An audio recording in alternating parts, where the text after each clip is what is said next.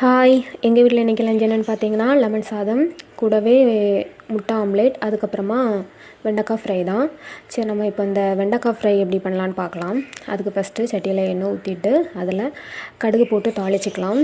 கூடவே ஒரு 6-7 சின்ன வெங்காயம் அதையும் நீளவாக்கில் கட் பண்ணிவிட்டு கொஞ்சமாக கருவேப்பிலை போட்டு நல்லா வதக்கி விட்டுட்டு இது கூடவே வெண்டைக்காய் சின்னதாக கட் பண்ணி நல்லா கழுவி கட் பண்ணி வச்சுருக்க வெண்டைக்காவை சேர்த்து நல்லா அந்த எண்ணெயிலே வதக்கி விடணும். அந்த வழுவழுப்பு தன்மை போகணும். அதுக்கப்புறமா இது கூட கொஞ்சமாக உப்பு சேர்த்துக்கிட்டு வத்தல் பொடி, மஞ்சள் பொடி இதுவும் சேர்த்துட்டு நல்லா நம்ம அந்த எண்ணெயிலே ஃப்ரை பண்ணிகிட்டு இருந்தோம் அப்படின்னா அந்த வெண்டைக்காய் ஃப்ரை ரெடி ஆயிரும். ரொம்ப சிம்பிள் தான், ஈஸியாக பண்ணிடலாம். இது அப்படியே சாதத்து கூட பிசைஞ்சு சாப்பிட்டாலும் ரொம்ப சூப்பராக இருக்கும். நான் எங்கள் வீட்டில் இப்படி தான் வெண்டைக்காய் ஃப்ரை பண்ணுவேன். அதுக்கப்புறமா நெக்ஸ்ட்டு நம்ம லெமன் சாதம் எப்படி பண்ணலான்னு பார்க்கலாம்.